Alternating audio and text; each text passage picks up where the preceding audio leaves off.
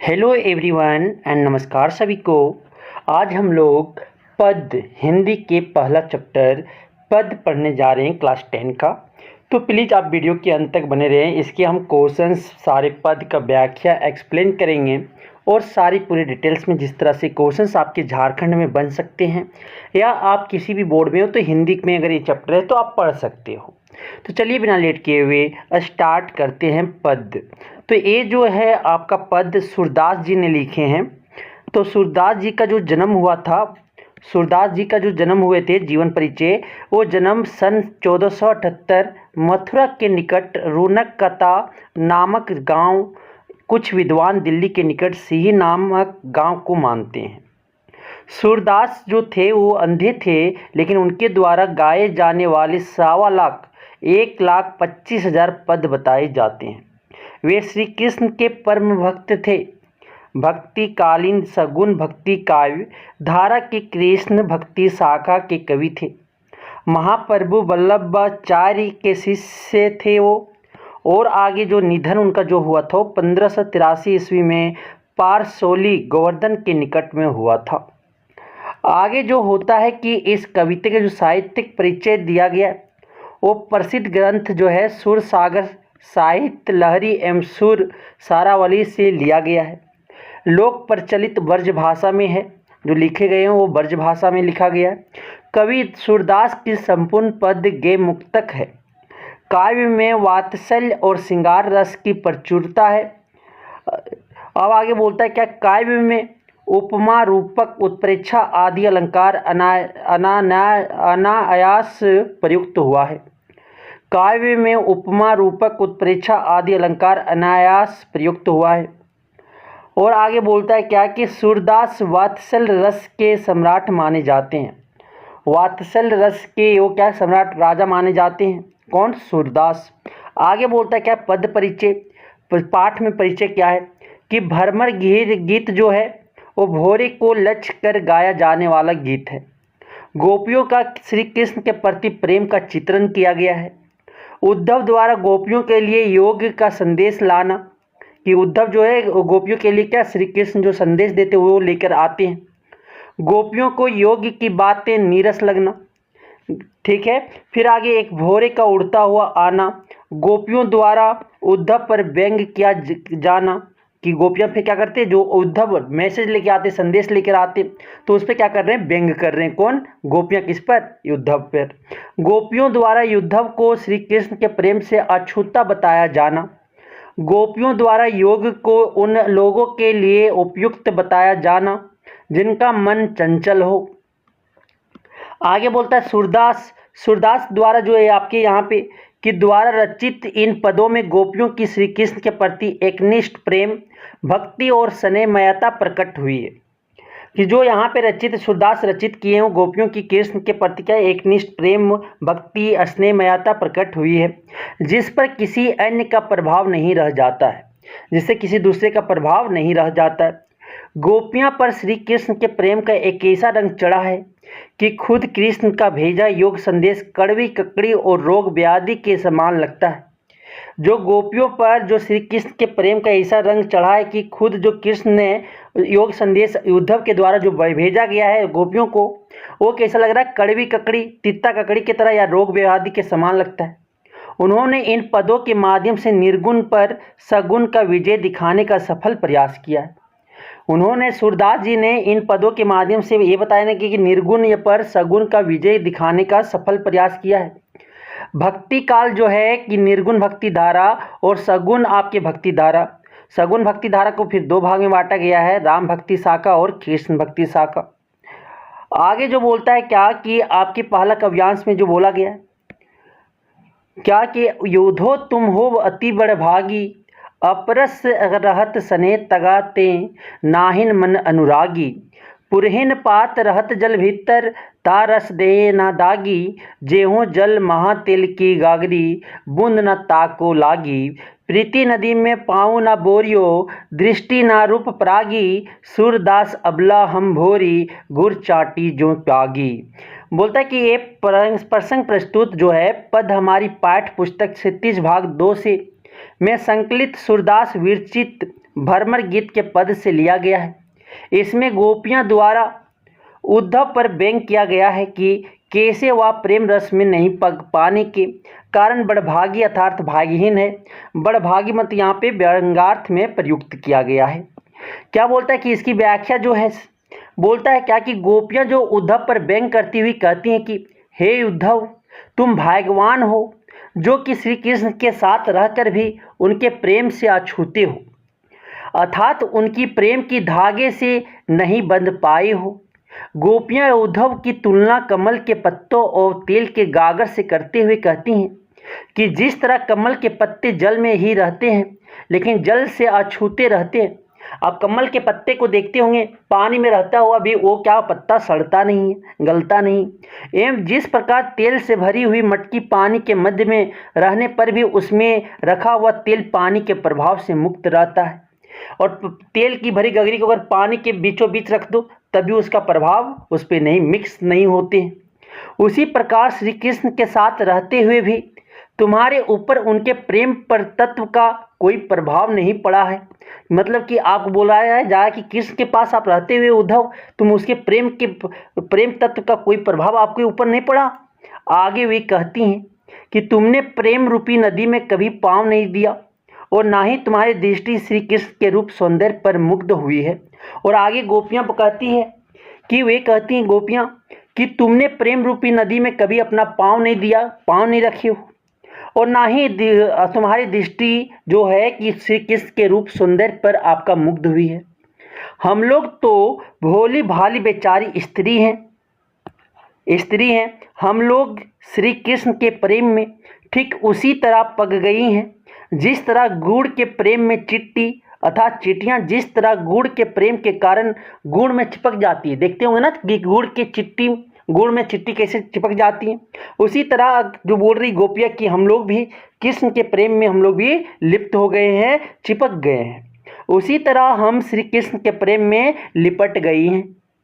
आगे जो बोलता है क्या कि इसमें विशेष जो है क्या क्या कि भाषा जो लोक व्यवहार की है जो वो वर्ज भाषा है। वर्ज भाषा में लिखा हुआ शैली गीति जो शैली में है उस लिखा गया है। और रस अलंकार आदि ज्यों जल मह तेल की गागरी एवं ये क्या है रस अलंकार है। गुड़ चाटी ज्यों पागी में उपमा अलंकार है का सौंदर्य प्रयोग किया गया है। आगे बोलता है दूसरा काव्यांश जो दूसरा है कि मन ही मांझ रही कहिए जाई कौन पे उधो नाही प्रत कही अवधि आधार आसावन की तनमन बिथा सही। अब इन जोग संदेह सनी सुनी सुनी बिरहिनी बिरह दही चाहती हूती गुहारी जितही ते उतते धार बही। सूरदास अब धीर धीरे क्यों मर ज्यादा ना लही। तो ये जो प्रस्तुत आपके प्रसंग है वो पद हमारी कहाँ से लिया गया है, पुस्तक 37 भाग 2 से में संकलित सूरदास विरचित भ्रमर गीत के पद से लिया गया है। पद में सूरदास जी द्वारा श्री कृष्ण के वियोग में गोपियां की विरह वेदना की चरम अवस्था का चित्रण किया गया है।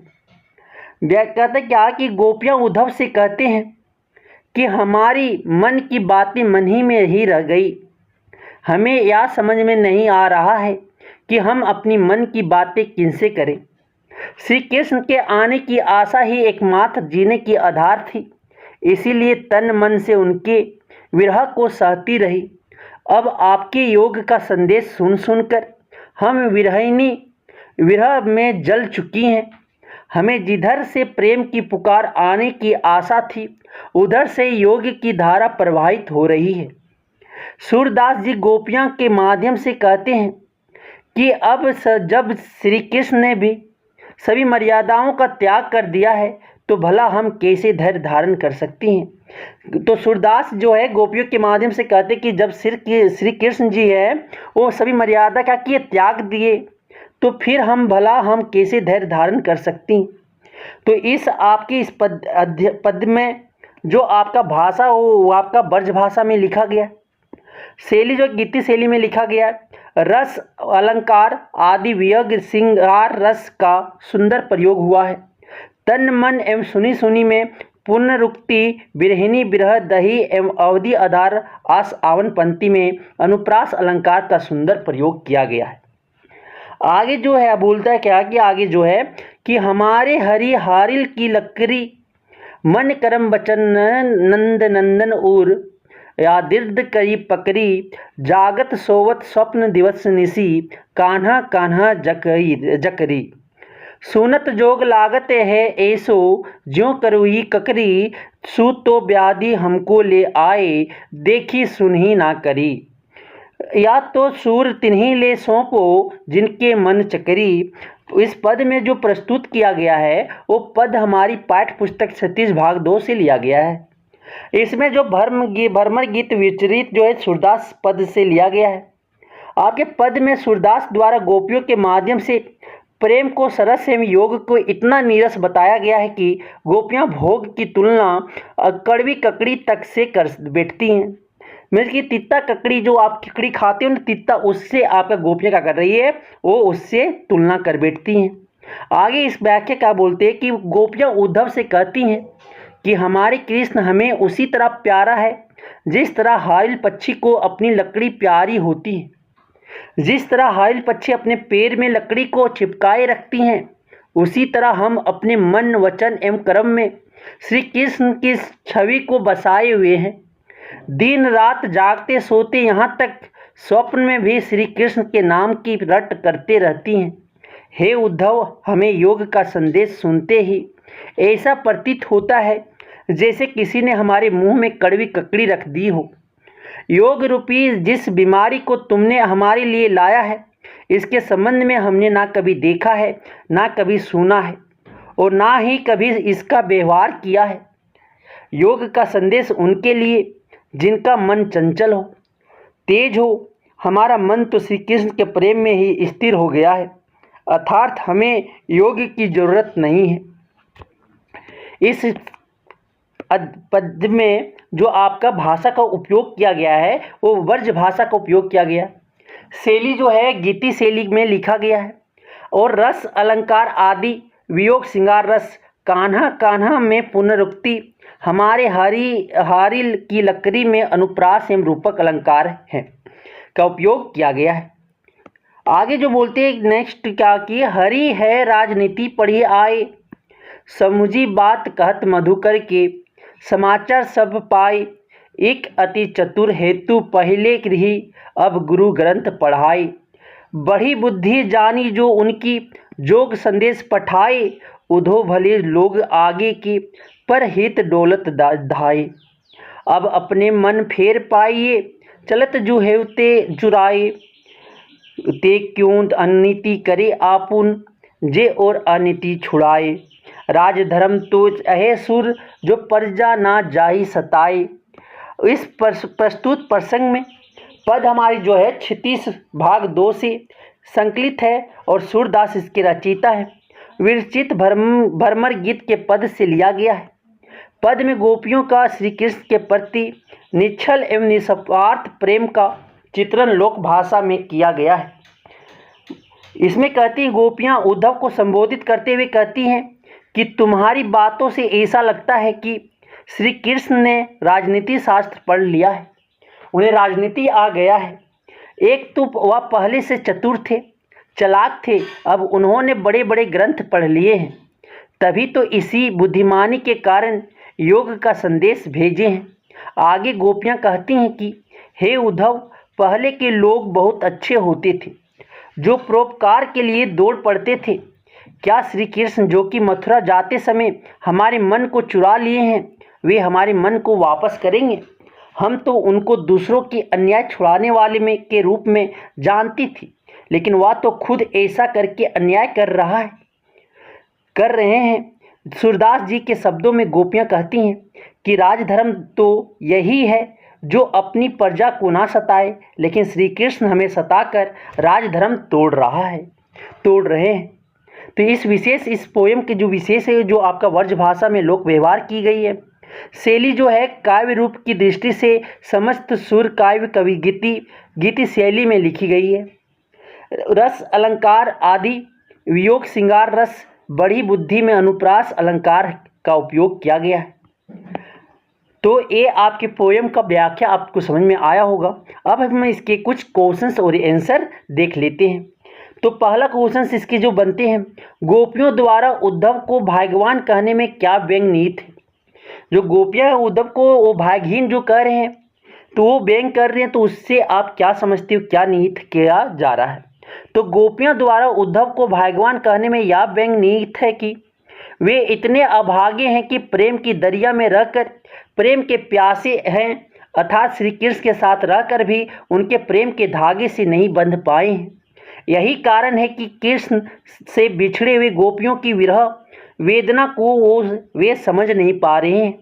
गोपियां कहना चाह रही हैं कि श्री कृष्ण का रूप ही ऐसा है कि उनके साथ रहकर कठोर से कठोर हृदय के व्यक्ति के मन में भी उनके प्रति प्रेम उत्पन्न हो जाते हैं। दूसरा क्वेश्चन जो वो है कि उद्धव के व्यवहार की तुलना किस किस से की गई है। कि उद्धव का जो आप देखिए ना, आपके कमल के पत्ता और आपके तेल की गगरी से की गई। तो उद्धव की व्यवहार की तुलना दो वस्तुओं से की गई है। कमल के पत्ते से जो पानी में रहकर भी पानी के प्रभाव से मुक्त रहता है, दूसरा तेल से भरी मटकी से जो पानी के बीच रहने पर भी पानी के प्रभाव से मुक्त रहती है। नेक्स्ट क्वेश्चन, गोपियों ने किन किन उदाहरणों के माध्यम से उद्धव को उल्हाने दिए हैं, ताने दिए हैं। गोपियां ने किन किन उदाहरण देकर उद्धव को ताना दिए, उल्हाने दिए हैं। तो गोपियां ने निम्नलिखित उदाहरणों के माध्यम से उद्धव को उल्हाने दिए।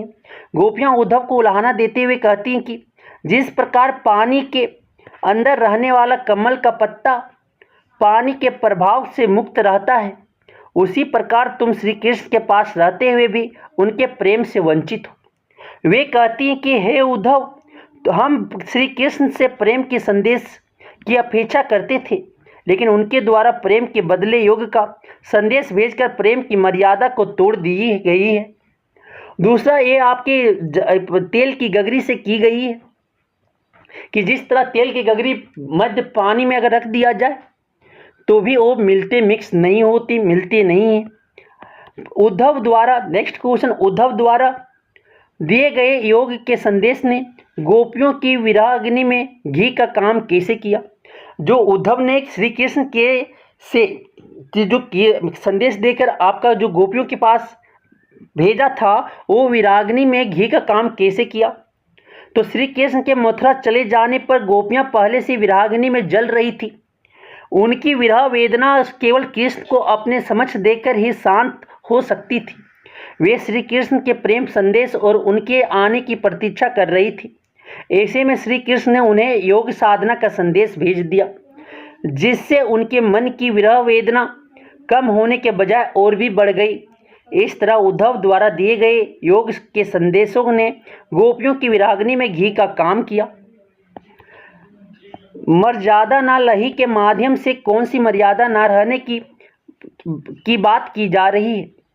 तो मर्यादा ना लही के माध्यम से कृष्ण द्वारा प्रेम की मर्यादा ना रखने की बात की जा रही है। कृष्ण ने गोपियों से प्रेम का संदेश भेजने के बजाय उनके लिए नीरस योग संदेश भेज दिया। गोपियां कृष्ण से मिलना चाहती थी, लेकिन कृष्ण स्वयं आने के बदले उद्धव के द्वारा संदेश भेजते हैं, जिससे उनकी प्रेम की मर्यादा टूट जाती है। कृष्ण, नेक्स्ट क्वेश्चन, कृष्ण के प्रति अपने अन्य प्रेम को गोपियों ने किस प्रकार अभिव्यक्त किया। बोलते हैं कि गोपियों ने कृष्ण के प्रति अपनी जो अन्य प्रेम को निम्नलिखित रूपों में अभिव्यक्त करती हैं। गोपियों के अनुसार उनकी मन की स्थिति गुड़ से चिपटी चींटियों जैसी हैं, जो किसी भी दशा में कृष्ण प्रेम से दूर नहीं रह सकती हैं। वे श्री कृष्ण को हारिल की लकड़ी के समान मानती हैं, जो प्रेम के कारण अपने पैरों में एक लकड़ी चिपकाए रखती हैं। उसी प्रकार वे श्री कृष्ण के प्रति मन, कर्म और वचन से समर्पित है। वे सोते जागते दिन रात कृष्ण का जाप करती हैं। उन्हें कृष्ण प्रेम के आगे योग संदेश कड़वी ककड़ी जैसी लगती हैं। नेक्स्ट क्वेश्चन, गोपियों ने उद्धव से योग की शिक्षा कैसे लोगों को देने की बात कही। जो गोपियां उद्धव के से योग की शिक्षा जो दिए गोपियों को, वो लोगों को देने की बात कैसे कही। तो गोपियां ने उद्धव से योग की शिक्षा ऐसे लोगों को देने की बात कही है जिनके मन चंचल है, जिनके मन तेज है, चलता स्थिर नहीं है, उसको देने की बात कही है। जिनके हृदय में कृष्ण के प्रति सच्चा प्रेम नहीं है, जिनके मन में भटकाव है, दुविधा है, भ्रम है। वे कहती कि हमारा मन पहले से ही स्थिर और कृष्ण के प्रेम में एकाग्र है, हमें योग की जरूरत नहीं है। आगे जो बोलते हैं नेक्स्ट क्वेश्चन, प्रस्तुत पदों के आधार पर गोपियों का योग साधना के प्रति दृष्टिकोण स्पष्ट कीजिए। प्रस्तुत पदों के आधार पर जो गोपियां का जो योग साधना के प्रति जो दृष्टिकोण है उसे क्या करना है, स्पष्ट करना। तो सूरदास द्वारा रचित प्रस्तुत पदों में गोपियों के कृष्ण के प्रति एक निष्ठ प्रेम, भक्ति और स्नेहमयता प्रकट हुई है। गोपियां अपने मन, कर्म, वचन से कृष्ण को अपनाते हैं, जिस पर किसी अन्य का कोई प्रभाव नहीं रह जाता है। गोपियों के अनुसार योग साधना की जरूरत तो उनको होती है जो जीवन से प्रेम करते हैं। हम तो श्री कृष्ण से प्रेम करते हैं। इस प्रकार गोपियां का योग के प्रति विरक्ति की भावना है। नेक्स्ट क्वेश्चन बोलता है, गोपियों के अनुसार राजा का धर्म क्या होना चाहिए। तो गोपियों के अनुसार नीति के मार्ग पर चलते हुए प्रजा के हित की चिंता करना, उनके कष्टों का निवारण करना तथा उनके सुखों के लिए कार्य करना ही राजा का धर्म होना चाहिए। तो गोपियों के अनुसार जो राजा का धर्म क्या होना चाहिए, तो कि ये प्रजा को क्या करे, वो उनके लिए सुख का कार्य करे, उनके कष्ट का निवारण करे, उनके प्रजा के हित की चिंता करे। तो उसी को क्या बताया गया है, राजा का धर्म बताया गया है। नेक्स्ट क्वेश्चन जो है आपकी बोल जाती, गोपियों को कृष्ण में ऐसे कौन से परिवर्तन दिखाई दिए जिनके कारण वे अपना मन वापस पा लेने की बात कहती हैं। गोपियों को कृष्ण में ऐसे अनेक परिवर्तन दिखाई दिए जिनके कारण वे अपना मन श्री कृष्ण से वापस पा लेने की बात कहती हैं। श्री कृष्ण ने अब राजनीति पढ़ लिया है, जिससे उनके व्यवहार पर बहुत बदलाव आ गया है। श्री कृष्ण को अब प्रेम की मर्यादा पालन का ध्यान नहीं रहा। श्री कृष्ण को अब राजधर्म आ नहीं रहा। दूसरों को नीति का मार्ग दिखाने वाले कृष्ण अब स्वयं अनीति पर उतर आए हैं कि वो अनीति मतलब कि प्रजा को कष्ट पहुंचा रहे हैं। नेक्स्ट, गोपियों ने अपने वाक्य चातुर्य के आधार पर ज्ञानी उद्धव को परास्त कर दिया। उनके वाक्य चातुर्य की विशेषताएं लिखी। तो श्री कृष्ण गोपियों को गोकुल में छोड़कर मथुरा चले जाने पर गोपियों की प्रेम विरह वेदना बढ़ जाती हैं। श्री कृष्ण गोपियों की प्रेम विरह वेदना को शांत करने के लिए उद्धव के माध्यम से योग संदेश भिजवाते हैं, लेकिन गोपियां बड़ी चतुराई तथा वाक्य पटुता से उद्धव को निरुत्तर कर देती हैं। गोपियों की वाक्य चातुर्य की निम्नलिखित विशेषताएं हैं। गोपियों द्वारा दी श्री कृष्ण के अलौकिक प्रेम का भावना का प्रदर्शन। दूसरी पॉइंट जो है, विभिन्न अलौकिक दृष्टांतों द्वारा ज्ञान का प्रमाण प्रस्तुत करना। योग को उनके लिए उपयोगी बताना जिनका मन चंचल है, जिनका मन श्री कृष्ण के प्रेम में स्थिर हो चुका है, उनके लिए योग निरर्थक है। संकलित पदों को ध्यान में रखते हुए सुर के भ्रमर गीत की मुख्य विशेषताएं बताइए। सूरदास द्वारा रचित भ्रमर गीत से संकलित प्रस्तुत 4 पदों के आधार पर भ्रमर गीत की कुछ निम्नलिखित विशेषताएं हैं। श्री कृष्ण के प्रेम की उदात्तता का चित्रण जिससे अछूता रहना कठिन है। दूसरी बात, सूरदास ने उद्धव की तुलना भोरे से किया है, जिसके गीत गोपियों के लिए अप्रासंगिक है। भक्ति को सांसारिक बाधाओं से मुक्ति का मार्ग बताया है। निर्गुण पर सगुण का विजय बताया है। श्री कृष्ण के माध्यम से जनता का शोषण करने वाले शासकों पर कटाक्ष किया है। कृष्ण के प्रति गोपियों की प्रेम की गहराई को अभिव्यक्त किया गया है। गोपियों द्वारा यहाँ उद्धव को राजधर्म आदि दिलाया जाना सूरदास की लोक धर्मिता को दर्शाता है। भ्रमर गीत एक भाव प्रधान गीति काव्य है। अब बोलता है, गोपियों ने उद्धव के सामने तरह तरह के तर्क दिए हैं, आप अपनी कल्पना से और तर्क दीजिए। तो मेरी कल्पना के अनुसार गोपियां द्वारा उद्धव को यह तर्क दिया जाना चाहिए कि उद्धव यदि यह योग संदेश इतना ही प्रभावशाली है तो कृष्ण से कहना कि कुब्जा को यह योग संदेश दें। कृष्ण को यह समझना चाहिए कि योग मार्ग कठिन है, इसमें कठिन साधना करनी पड़ती है। हम गोपियां कोमलांगी और मधुर मन वाली हैं, हमसे यह कठोर साधना कैसे हो पाएगा। हमारे लिए यह असंभव है। उद्धव ज्ञानी थे, नीति की बातें जानते थे। गोपियों के पास ऐसी कौन सी शक्ति थी जो उनके वाक्य चातुर्य में मुखरित हो उठी। उद्धव ज्ञानी थे, नीति की बातें जानते थे, परंतु उन्हें सांसारिकता तथा व्यवहारिकता का अनुभव नहीं था।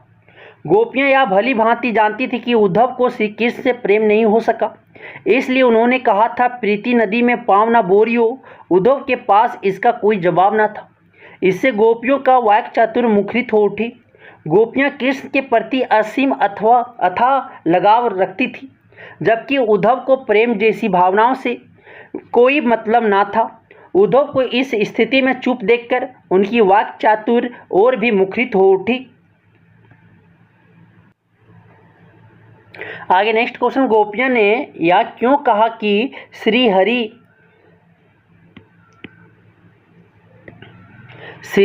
अब राजनीति पढ़ा आए हैं? क्या आपको गोपियों के इस कथन का विस्तार समकालीन राजनीति में नजर आता है? स्पष्ट कीजिए। गोपियां ने यह क्यों कहा कि हरि जो है अब राजनीति पढ़ आए हैं? क्या आपको गोपियों के इस कथन का विस्तार समकालीन राजनीति में नजर आता है? तो जब गोपियों ने देखा कि जिस कृष्ण की वे बहुत समय से प्रतीक्षा कर रही थी, वे आने की आश देकर भी नहीं आए, उसकी जगह कृष्ण से दूर करने वाला योग संदेश उद्धव के द्वारा भेजा गया, तो उन्हें इसमें कृष्ण की एक चाल नजर आई। वे इसे अपने साथ छल समझने लगी। इसीलिए उन्होंने आरोप लगाया कि हरि है राजनीति पढ़ी आए। आज की राजनीति तो सिर से पैर तक छलाव से भरी हुई है। किसी को किसी भी राजनेता के वादों पर विश्वास नहीं रह गया है।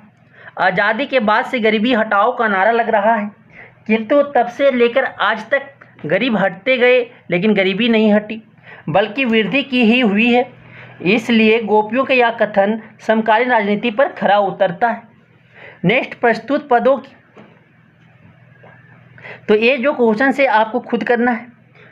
अब आगे आते हैं क्या कि गोपियां ने कृष्ण को हारिल की लकड़ी के समान क्यों बताया है? तो गोपियों ने कृष्ण को हारिल की लकड़ी के समान इसलिए बताया है क्योंकि जिस प्रकार हारिल पक्षी अपने पंजे में दबी लकड़ी को आधार मानकर उड़ता है, उसी प्रकार गोपियों ने अपने जीवन का आधार कृष्ण को मान रखा है। दूसरी क्वेश्चन जो है, कमल के पत्ते और तेल लगी गागर की क्या विशेषता होती है? तो कमल के पत्ते और तेल लगी गागर की यह विशेषता होती कि कमल का पत्ता इतना चिकना होता है कि पानी की बूंद उस पर नहीं ठहर सकती है। इसी प्रकार तेल भरी गगरी को जब पानी में डुबोया जाता है तो उस पर पानी का कोई असर नहीं होता है। तीसरी क्वेश्चन जो थी है नेक्स्ट, क्या बोलता जाता है कि गोपियों ने स्वयं को अबला और भोली क्यों कहा है? गोपियों ने स्वयं को अबला और भोली कहा इसलिए कहा है क्योंकि गोपियां कृष्ण से दूर रहकर भी उनके प्यार में अनुरक्त है। वे स्वयं को कृष्ण के प्रेम बंधन में बंधी होती हैं। वे चाहकर भी कृष्ण के प्रेम को भुला नहीं पाती, चाहे कृष्ण जितना भी चाल चल ले। गोपियां किस आधार पर विरह व्यथा सह रही थी? श्री कृष्ण मथुरा जाते समय गोपियों से कहा था कि वे जल्द से जल्द ब्रज वापस आ जाएंगे। उसी आने की अवधि को आधार बनाकर गोपियां तन और मन की विरह व्यथा सह रही थी। गोपियों के कृष्ण की आने की आशा निराशा में कैसे बदल गई? गोपियां अपनी विरह वेदना को झेलने को विवश थी क्योंकि श्री कृष्ण से उनकी मिलने की आशा थी। पर जब कृष्ण ने ही उद्धव के हाथों योग संदेश भिजवाया तो उनकी यह आशा निराशा में बदल गई। गोपियों ने श्री कृष्ण को राजधर्म की बात क्यों याद दिलाई? तो गोपियों ने कृष्ण को राजधर्म की बात इसलिए याद दिलाई क्योंकि श्री कृष्ण प्रेम भक्ति में ओतप्रोत गोपियों के लिए योग संदेश भेजकर उनके साथ अनीति भरा आचरण कर रहे थे। उनका मानना था कि राजा को अपनी प्रजा की भलाई की बात सदैव स्मरण रखना चाहिए, जबकि कृष्ण ऐसा नहीं कर रहे थे। सूरदास का जन्म कब और कहाँ हुआ था? सूरदास का जन्म सन 1478 में आगरा मथुरा के निकट रुनकता नामक गांव, कुछ विद्वानों के अनुसार दिल्ली के पास सिही नामक स्थान में हुआ था। सूरदास के गुरु का नाम क्या था? सूरदास के गुरु का नाम महाप्रभु बल्लवाचार्य था। वात्सल्य और श्रृंगार के श्रेष्ठ कवि किसे माना जाता है? तो वात्सल्य और श्रृंगार के श्रेष्ठ कवि सूरदास को माना जाता है।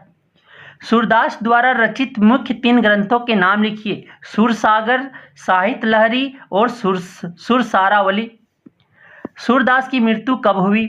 तो सूरदास की जो सन 1583 में पारसोली में सूरदास की मृत्यु हुई थी। अब कुछ जो है वो आपके प्रश्न वस्तुनिष्ठ आपके विकल्पों में से आंसर देना है, MCQ टाइप के हैं। तो पहला बोलता है उद्धव कृष्ण का कौन सा संदेश लेकर आए थे? प्रेम संदेश, अनुराग संदेश, योग संदेश, इनमें से कोई नहीं।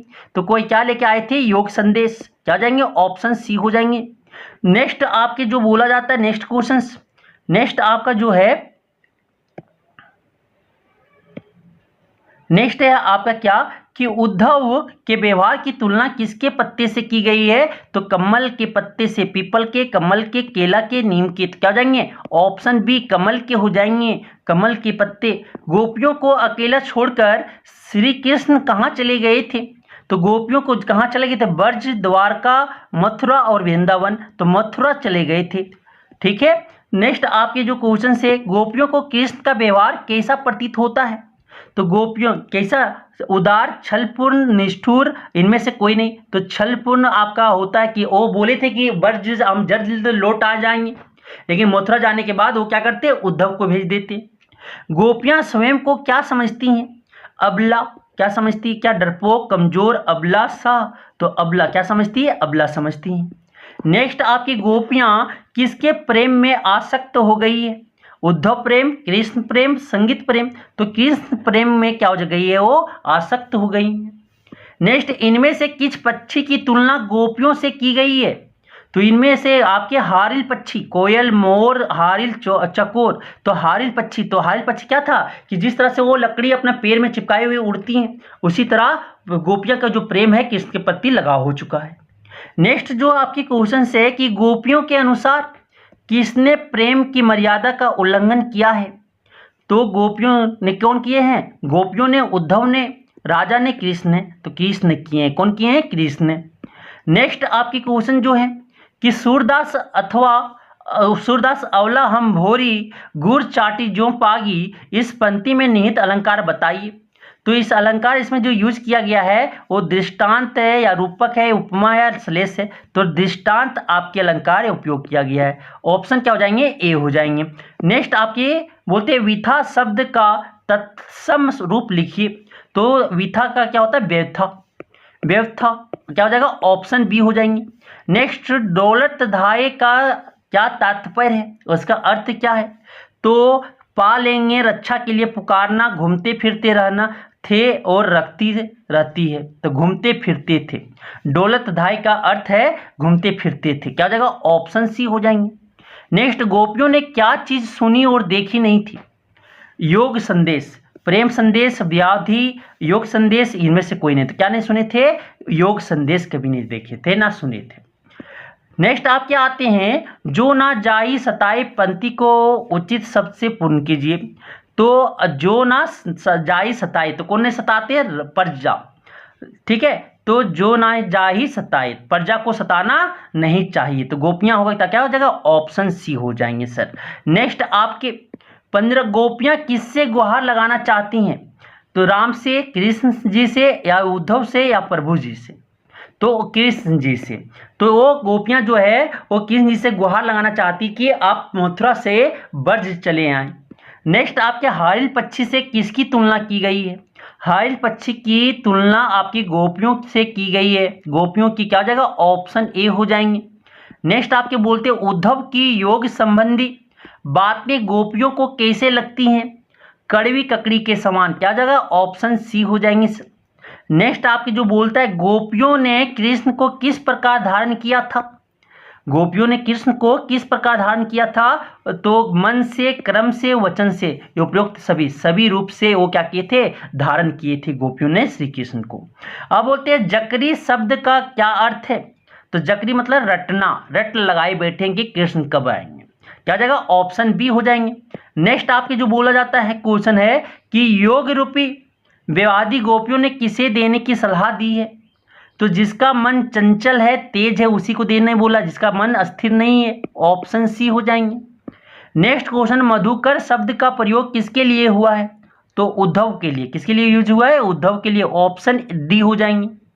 नेक्स्ट आपके बोला जाता है क्या कि नेक्स्ट क्वेश्चन, कृष्ण ब्रज से जाते समय अपने साथ गोपियों का क्या चुरा ले गए थे? तो मन। क्या चुरा के ले गए थे? मन चुरा के ले गए थे। नेक्स्ट आपके बोलते हैं गोपियों के अनुसार सच्चा राजधर्म क्या है? तो प्रजा का पालन करना, प्रजा को बिल्कुल ना सताना, प्रजा की सभी सुखों का ध्यान रखना, उपयुक्त सभी, तीनों सही हैं। क्या जाएंगे? ऑप्शन डी हो जाएंगे। नेक्स्ट आपके क्वेश्चन 24 क्या बोलता है? सूरदास का जन्म कब हुआ? तो 1478 ईस्वी में जन्म हुआ। क्या जाएगा? ऑप्शन सी हो जाएंगे। नेक्स्ट आपके बोलते क्या सूरदास की मृत्यु कब हुई थी? तो सूरदास की मृत्यु 1583 ईस्वी में हुआ था। ऑप्शन सी हो जाएंगे। सूरदास में लगभग कितने पद हैं?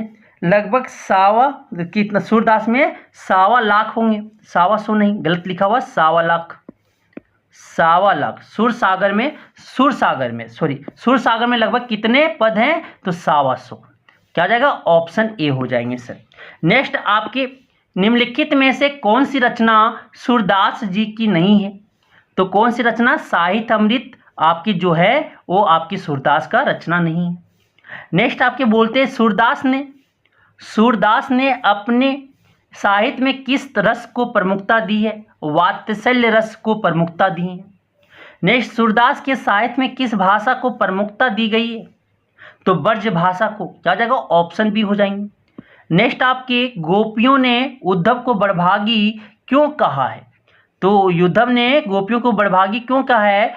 तो इसमें आपके हो जाएंगे ऐसा कहकर गोपियों ने उद्धव पर व्यंग्य किया है। क्या जाएगा? ऑप्शन सी हो जाएंगे।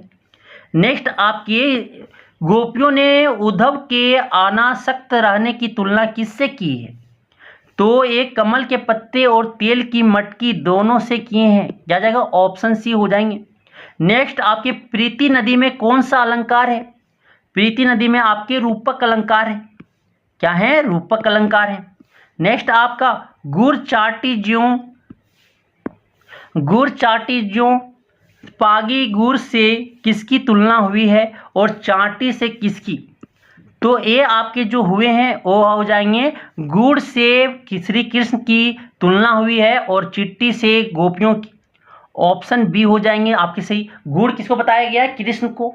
और चिट्टी किसको बताया गया? गोपी को। जो कृष्ण से कौन चिपके हुए हैं? गोपियां। आगे जो आते क्या कि गोपियां ने स्वयं को भोरी क्यों कहा है? गोपियां जो है वो स्वयं को भोरी क्यों बताया है? क्योंकि वे छल कपट और चतुराई से दूर थी। आगे बोलता है क्या कि समूजी बात कहत के समाचार सब पाई। पंक्ति को पूरा कीजिए। मधुकर। समूजी बात कहत मधुकर के समाचार सब पाई। क्या जाएंगे? ऑप्शन सी हो जाएंगे। नेक्स्ट अपरस शब्द का यहाँ क्या अर्थ है? तो यहाँ पे आपका अनासक्त है। कमल की पत्ती की कौन सी विशेषता कविता में बताई गई है? कमल की पत्ती की कौन सी विशेषता? तो कमल का पत्ता पानी में डूबा रहता है, उस पर कोई दाग नहीं लगता। क्या जाएगा? Option B. अपरस रहत देश तगा ते। पंक्ति को पूरा करना तो क्या? सने। अपरस सने रहत सने तगा ते पंक्ति। ठीक है, तो क्या जाएगा? ऑप्शन सी हो जाएंगे। अवधि का आधार आवन की पंक्ति को उचित शब्द से पूर्ण कीजिए। आस। क्या हो जाएंगे? आस। Option C. नेक्स्ट आपके अपरस रहत सने तगाते कवि के अनुसार किसी स्थिति को इंगित करता है। क्या करता है? दुर्भाग्य। क्या जाएंगे? Option C. तो इस तरह से हम देखें सूरदास की जो आपकी पोएम थे, तो ये हम पूरे चैप्टर को इम्पोर्टेंट क्वेश्चंस और पद का व्याख्या हम लोग देखें। समझ में आया होगा। धन्यवाद।